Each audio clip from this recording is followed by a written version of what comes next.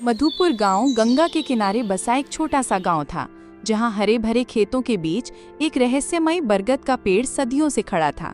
उसकी विशाल जड़ें किसी प्राचीन सर्प की तरह जमीन में गहराई तक फैली हुई थीं और उसकी मोटी घुमावदार शाखाएं आसमान को छू रही थीं, जैसे वे ब्रह्मांड के अनगिनत रहस्यों को अपने भीतर समेटे हुए हों। गांव वाले इसे रहस्य का पेड़ कहते थे और इसके नाम के पीछे सिर्फ कहानियां नहीं, बल्कि सदियों पुराने डर और अनसुलझे रहस्य छिपे थे।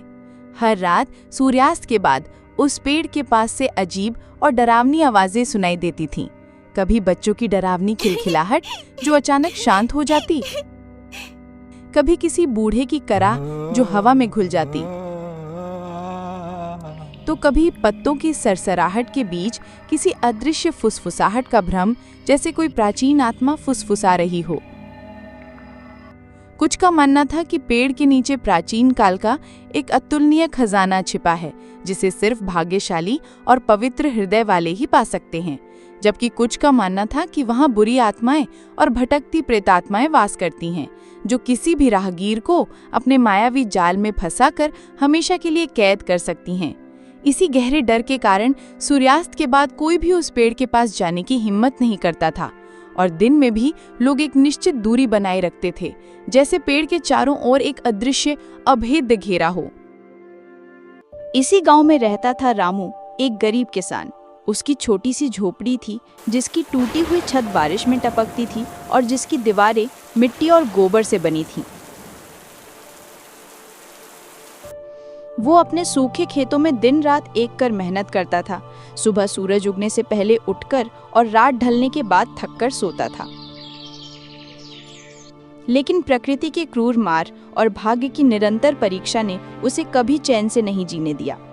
उसका एक दोस्त था, शेखर, जो हमेशा जल्दी अमीर बनने के सपने देखता था और अक्सर हवाई किले बनाता रहता था। उसकी बातों में अक्सर लालच की चमक और जल्दबाजी की धुन होती थी। वो हमेशा आसान रास्तों की तलाश में रहता था, भले ही उसके लिए दूसरों को नुकसान पहुंचाना पड़े। गांव में सूरज, एक लालची और क्रूर व्यापारी जिसका सूदखोरी का धंधा पूरे गांव में फैला था, भी रहता था। सूरज किसी भी कीमत पर लोगों की जमीनें हथियाने और उन्हें अपने अधीन रखने को तैयार रहता था। और फिर थी कलावती, एक बुजुर्ग रहस्यमयी महिला जो गांव के बाहर एक टूटे फूटे घर में रहती थी।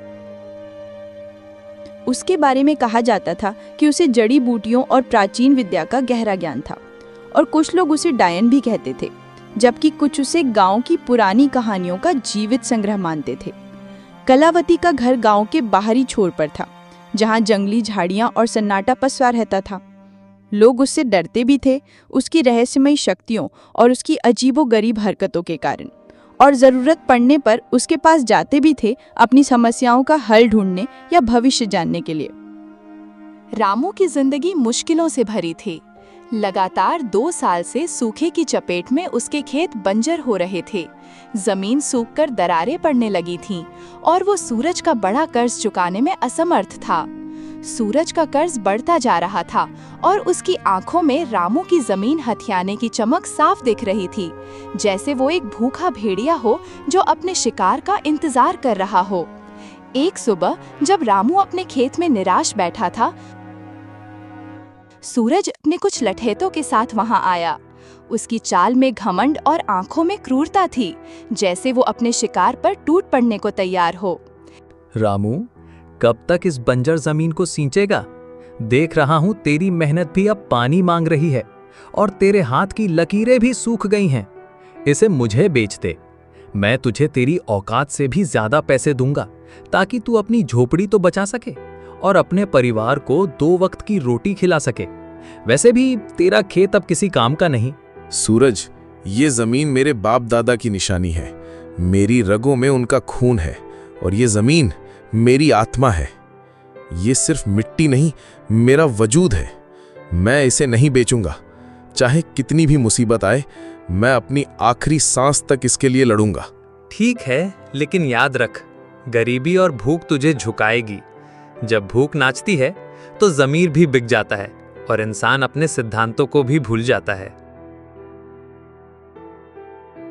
वह अपने लठैतों के साथ चला गया, लेकिन उसकी आंखों में एक अजीब सी खतरनाक चमक थी, जैसे उसने कोई बहुत बड़ी गुप्त योजना बना ली हो। रामू जानता था कि सूरज सिर्फ धमकी नहीं दे रहा था, बल्कि वह अपनी बात पर अटल था और कुछ बड़ा करने की फिराक में था।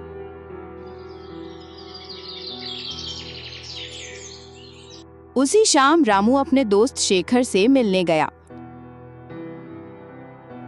शेखर हमेशा जल्दी अमीर बनने की नई नई योजनाएं बनाता रहता था, चाहे वो गांव में चोरी छिपे जुए का अड्डा हो या जंगल से दुर्लभ जड़ी बूटियां निकालने की बात। उसकी हर बात में एक छिपी हुई स्वार्थ की गंध होती थी और वो हमेशा दूसरों का फायदा उठाने के मौके तलाशता रहता था। रामू, सुना है ना, रहस्य के पेड़ के नीचे एक पुराना खजाना छिपा है। गांव वाले सदियों से यही कहते आए हैं और मुझे लगता है कि इस बार ये सच है। मुझे एक पुराना नक्शा मिला है जिस पर कुछ अजीब प्रतीक बने हैं। अगर हम उसे ढूंढ लें तो सारी गरीबी खत्म, हम राजाओं की तरह रहेंगे।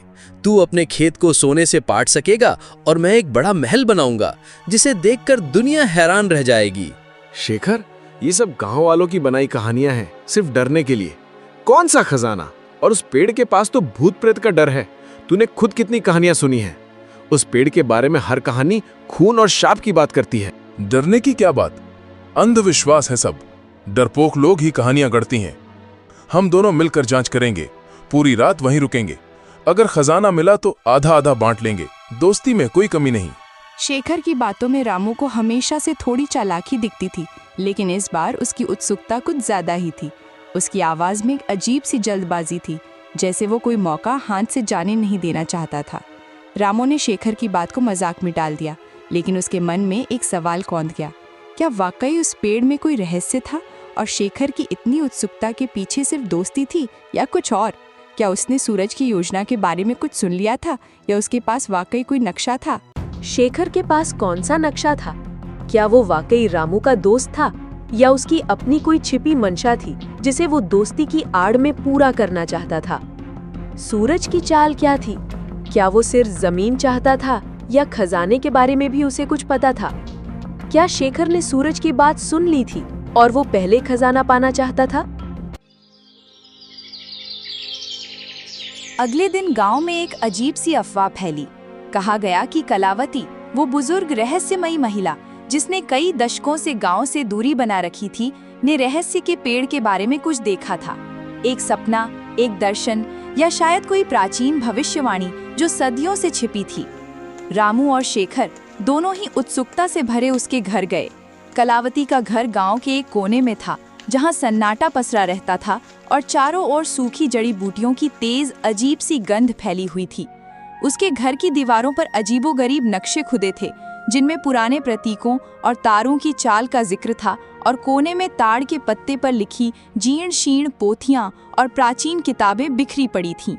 हर चीज रहस्यमयी और पुरानी लग रही थी, जैसे वो किसी और समय से जुड़ी हो। रामू, शेखर, मैंने सपने में देखा है। उस बरगद के नीचे एक प्राचीन खजाना है जो केवल सच्चे दिल वाला पा सकता है। लेकिन सावधान, उस पेड़ की रक्षा एक बहुत पुरानी, शक्तिशाली अदृश्य शक्ति करती है। वो शक्ति हर उस व्यक्ति पर कहर ढाती है जिसकी नीयत में खोट हो, जो लालच से भरा हो।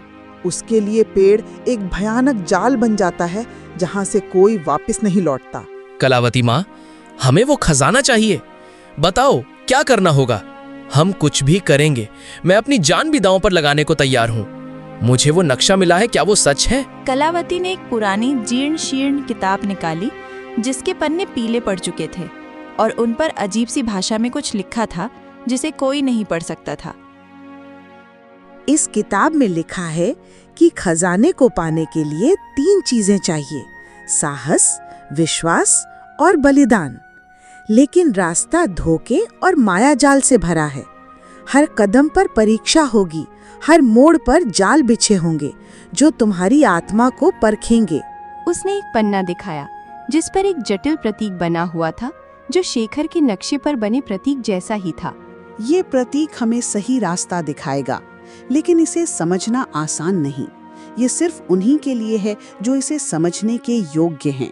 जो इस प्रतीक को समझेगा वही पहला कदम उठा पाएगा। उसने फिर वो पन्ना छिपा लिया। रामू को कलावती की बातों पर पूरी तरह यकीन नहीं हुआ। उसे लगा कि कलावती कोई खेल खेल रही है या उसे भ्रमित कर रही है। उसने पूछा, कलावती माँ, तुम्हें ये सब कैसे पता? क्या तुम हमें बेवकूफ बना रही हो या तुम हमें अपने किसी जाल में फंसाना चाहती हो? ये सिर्फ कहानियां हैं या कुछ और? रामू, सच्चाई को जानने के लिए साहस चाहिए और मुझ पर विश्वास करने के लिए भी। अगर तुम तैयार हो और तुम्हारी नीयत साफ है तो आज रात हम पेड़ के पास जाएंगे। वहां तुम्हें पहला संकेत मिलेगा, एक ऐसा संकेत जो तुम्हें बताएगा कि तुम सही रास्ते पर हो या नहीं, और तुम्हारे सामने पहली पहेली आएगी।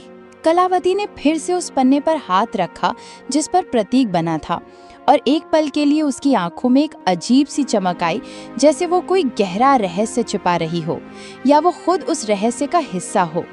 रामू को लगा कि उसने कुछ और भी छिपाया है, कुछ ऐसा जो इस कहानी को पूरी तरह बदल सकता है। क्या कलावती शेखर के नक्शे के बारे में जानती थी? कलावती की बातों में कितनी सच्चाई थी? क्या वो वाकई खजाना ढूंढने में मदद करना चाहती थी या उसका कोई और मकसद था? क्या वो कोई रहस्य छिपा रही थी, और अगर हाँ तो क्यों? क्या वो इस खजाने के बारे में पहले से जानती थी या वो इस पेड़ से जुड़ी किसी प्राचीन परंपरा का हिस्सा थी?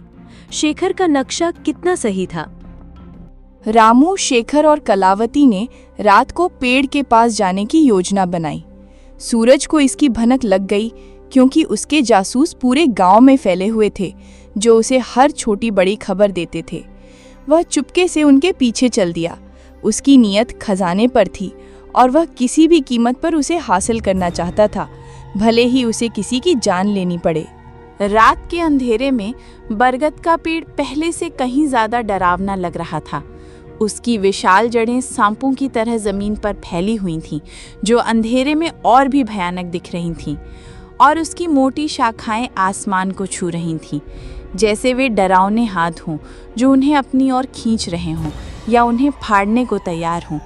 हवा में साई साई की एक अजीब सी आवाज़ थी, जैसे पेड़ खुद कोई रहस्य फुसफुसा रहा हो या किसी अदृश्य आत्मा की कराह हो, और पेड़ की शाखाएं मानो जीवित होकर हिल रही थीं, जैसे वे उन्हें अंदर आने से रोकना चाहती हों या उन्हें चेतावनी दे रही हों। रामू का दिल जोर जोर से धड़क रहा था। उसे अपनी माँ की सुनाई डरावनी कहानियाँ याद आ रही थीं, जिनमें पेड़ आत्माओं का घर था और उसकी जड़ें नरक का रास्ता। शेखर, ये जगह ठीक नहीं लग रही। मुझे कुछ अजीब सा महसूस हो रहा है। हमें वापस चलना चाहिए। ये सब मजाक नहीं है। यहाँ कुछ अदृश्य शक्ति है जो हमें अंदर नहीं जाने देगी। अरे अब पीछे नहीं हटना, खजाना हमारे सामने है। सोचा था कि तू बहादुर है रामू, क्या तू इन कहानियों से डर गया? ये सिर्फ हवा की आवाजें हैं। चुप रहो दोनों, हमें किताब के निर्देशों का पालन करना होगा। डरोगे तो खजाना कभी नहीं मिलेगा। ध्यान से देखो, पेड़ तुम्हें बुला रहा है। ये तुम्हें रास्ता दिखाएगा, लेकिन तुम्हें अपनी आत्मा को शुद्ध रखना होगा।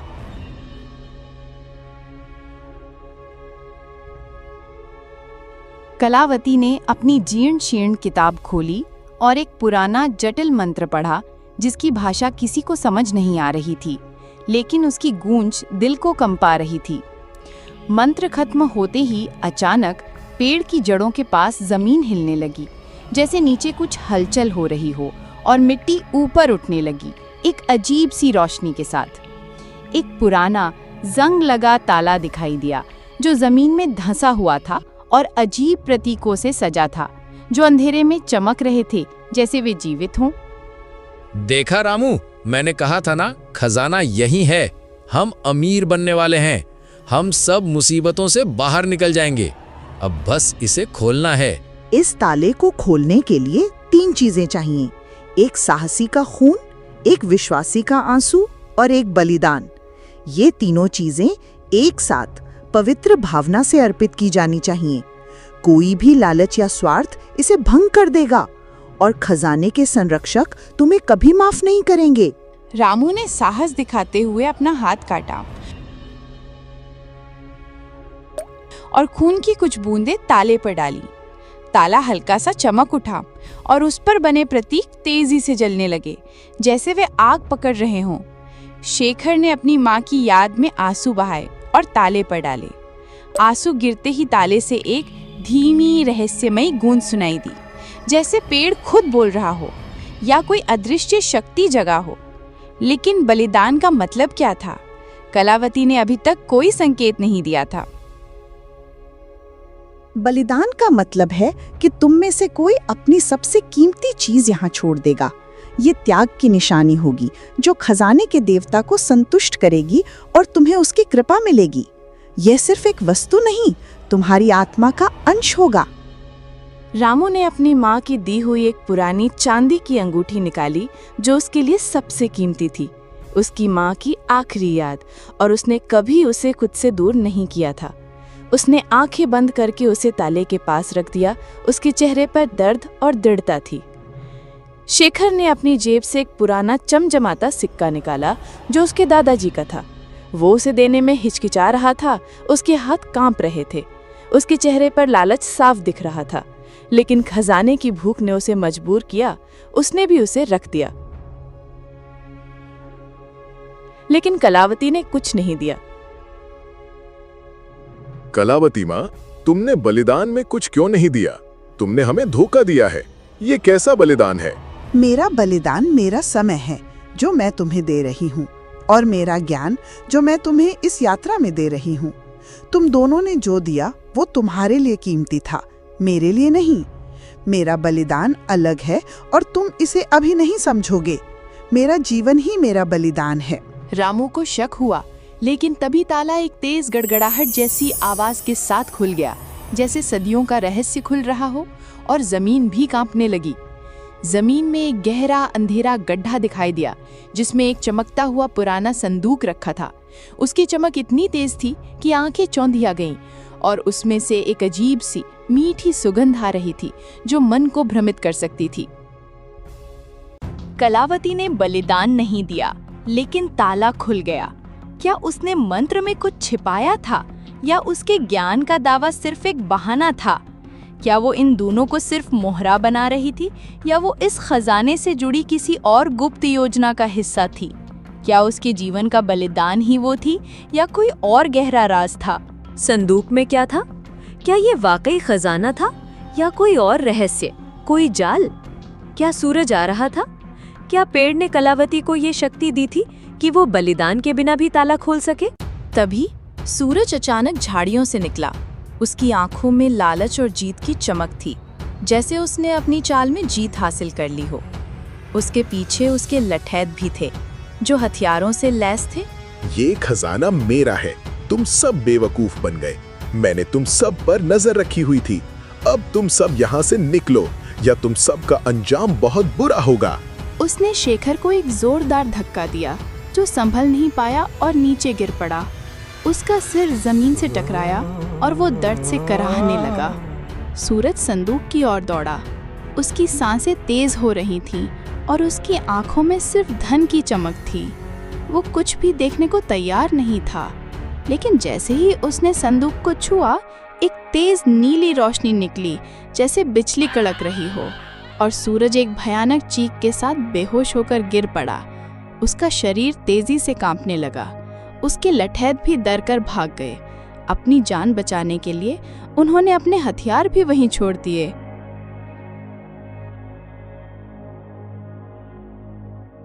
ये क्या हुआ? ये संदूक तो शापित है।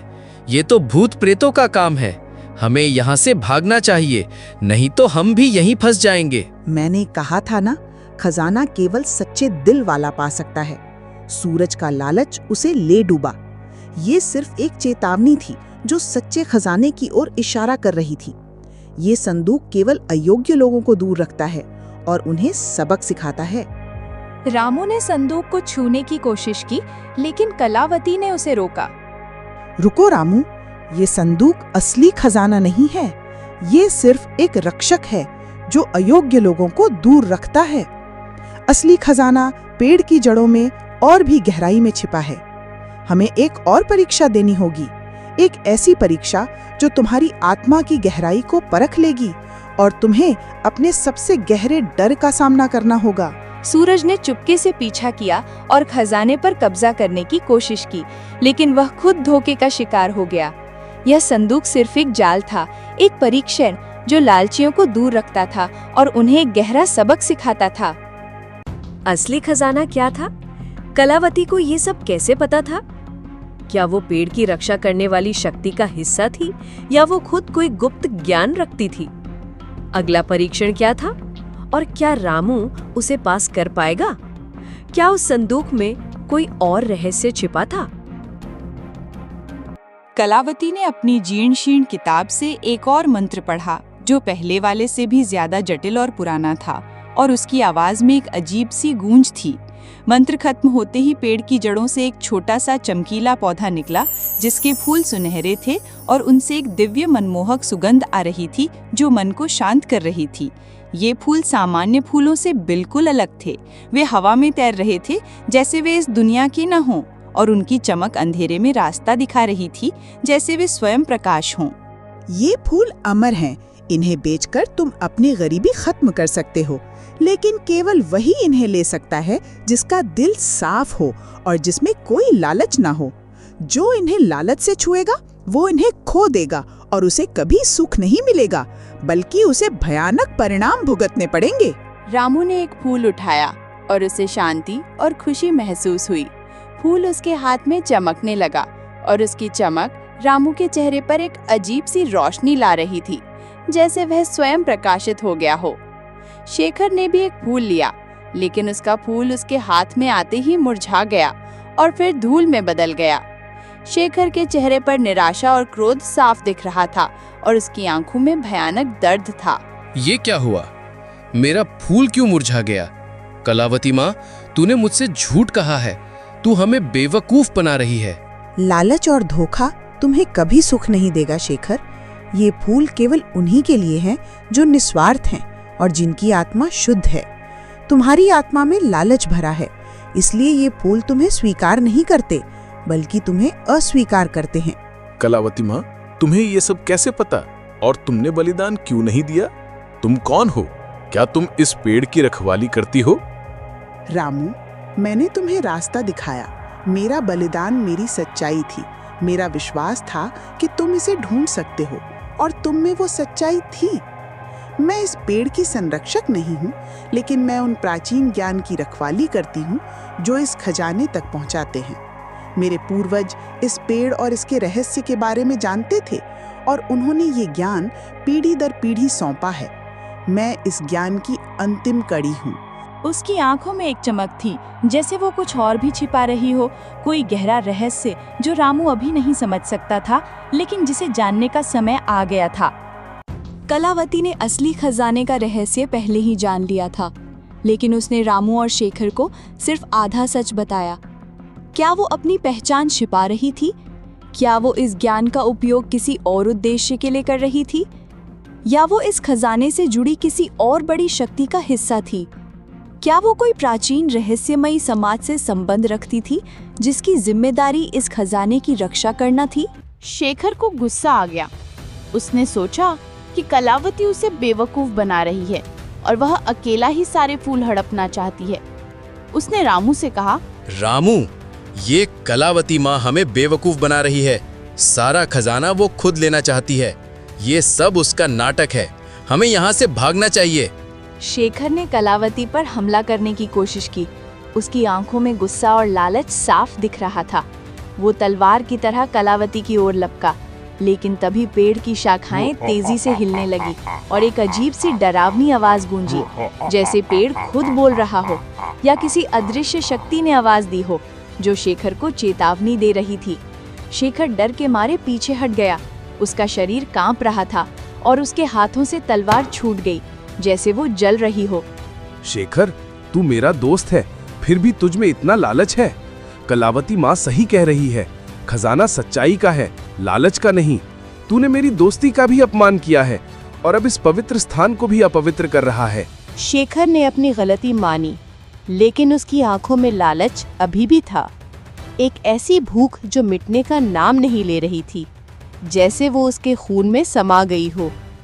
उसने चुपके से एक और सुनहरा फूल तोड़ने की कोशिश की, इस बार और तेजी से। उसने सोचा कि कोई उसे देख नहीं रहा। उसने फूल तोड़ लिया और भागने की कोशिश की, लेकिन जैसे ही वो गांव की ओर भागा, फूल उसके हाथ में जलने लगा और फिर राख में बदल गया।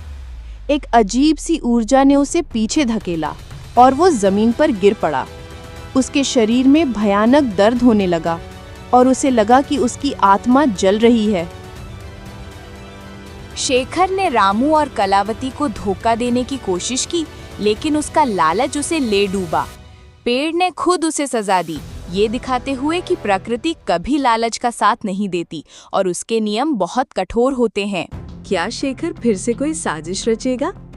क्या पेड़ की शक्ति उसे सबक सिखाएगी या उसे हमेशा के लिए बांध लेगी? क्या सूरज के लठैट वापस आएंगे और इस बार उनका क्या इरादा होगा? पेड़ का क्रोध कितना भयानक हो सकता है। जैसे ही शेखर जमीन पर पड़ा था, दर्द से कराह रहा था। सूरज, जो अभी भी बेहोश पड़ा था, धीरे धीरे उठने लगा। उसकी आंखों में बदला लेने की आग थी, जो पहले से कहीं ज्यादा भयंकर थी, और उसके चेहरे पर एक भयानक मुस्कान थी। उसने रामू को देखा, जिसके पास अभी भी चमकीला सुनहरा फूल था, और उसकी आंखों में ईर्ष्या साफ झलक रही थी। तो ये है असली खजाना, मैं इसे नहीं छोड़ूंगा, ये मेरा है, अब कोई मुझे रोक नहीं पाएगा। उसने रामू पर हमला किया। उसके हाथों में पत्थर था, वह रामू को मारना चाहता था, लेकिन इस बार कलावती तेजी से आगे आई। उसकी चाल में एक अजीब सी फुर्ती थी, जैसे वो हवा में तैर रही हो। उसने एक और मंत्र पढ़ा और पेड़ से कुछ विशाल जड़ें निकली, जिन्होंने सूरज को जकड़ लिया, जैसे वे उसे निगलने को तैयार हों, और उसकी चीखें हवा में गूंजने लगी। सूरज चीखने लगा, उसकी आवाज जंगल में गूंजी, लेकिन वह हिल नहीं पा रहा था। लालच तुम्हें हमेशा अंधेरे की ओर ले जाएगा सूरज। ये पेड़ तुम्हें तब तक नहीं छोड़ेगा जब तक तुम अपने पापों का प्रायश्चित नहीं कर लेते और अपनी नीयत साफ नहीं कर लेते। प्रकृति कभी अन्याय का साथ नहीं देती और वो अपने संरक्षकों की रक्षा करती है। रामू ने सूरज को देखा और उसे दया आ गई। उसने कलावती से कहा, कलावती माँ, इसे छोड़ दो, इसे एक मौका दो, शायद ये अपनी गलती समझ जाए और सही रास्ते पर लौट आए। कलावती ने अपनी आंखें बंद की और जड़ें धीरे धीरे ढीली पड़ गईं। सूरज उठा, उसका चेहरा पीला पड़ गया था और उसकी आंखों में डर और पछतावा था। वो जानता था कि उसने क्या खो दिया था और पेड़ ने उसे क्या सबक सिखाया था। वो बिना एक शब्द कहे भागा। उसकी परछाई अंधेरे में खो गई, जैसे वो कभी था ही नहीं। क्या सूरज सच में बदल गया था या वो फिर से कोई चाल चलेगा? क्या ये खजाना रामू के जीवन में शांति लाएगा या और मुश्किलें? क्या कलावती अब अपना अंतिम रहस्य उजागर करेगी और क्या उसके जाने का समय आ गया था? जैसे ही सूरज भागा, कलावती रामू की ओर मुड़ी। उसकी आंखों में अब कोई रहस्य नहीं था, बल्कि एक गहरी शांति और ज्ञान था, जैसे उसने अपना जीवन भर का कर्तव्य पूरा कर लिया हो। उसके चेहरे पर एक अजीब सी चमक थी, जो पहले कभी नहीं दिखी थी। रामू, अब समय आ गया है कि मैं तुम्हें अपना अंतिम रहस्य बताऊं। मैं सिर्फ एक जड़ी बूटी बेचने वाली रहस्यमयी बुजुर्ग महिला नहीं हूं। मैं इस बरगद के पेड़ के प्राचीन संरक्षकों में से एक हूं। मेरे पूर्वज सदियों से इस खजाने और इसकी शक्ति की रक्षा करते आए हैं। ये खजाना सिर्फ भौतिक धन नहीं है, बल्कि ये जीवन का संतुलन है, प्रकृति की शक्ति का प्रतीक। ये सुनहरे फूल सिर्फ धन नहीं देते, बल्कि ये शुद्ध ऊर्जा हैं, जो धरती को उर्वर बनाती हैं और दिलों को शुद्ध करती हैं। ये पेड़ सिर्फ एक पेड़ नहीं, बल्कि प्रकृति की आत्मा है, और इसका खजाना उसकी जीवनदायिनी शक्ति। तो तुम पहले से ये सब जानती थी और तुम यहाँ क्यों रुकी थी? हाँ रामू, मैंने तुम्हें और शेखर को इसलिए लाया क्योंकि मैं जानना चाहती थी कि तुम में से कौन सच्चा है और कौन इस खजाने का हकदार है। शेखर के लालच ने उसे भटका दिया और उसे अपनी गलतियों से सीखना होगा। सूरज की क्रूरता ने उसे दूर कर दिया, लेकिन उसे भी सबक मिल गया। लेकिन तुमने अपनी सच्चाई, दया और निस्वार्थ भाव से खुद को साबित किया। तुम ही इस खजाने के वास्तविक उत्तराधिकारी हो। उसने एक और फूल रामू को दिया। ये फूल अनंत हैं, जब तक इनका उपयोग अच्छे के लिए किया जाएगा।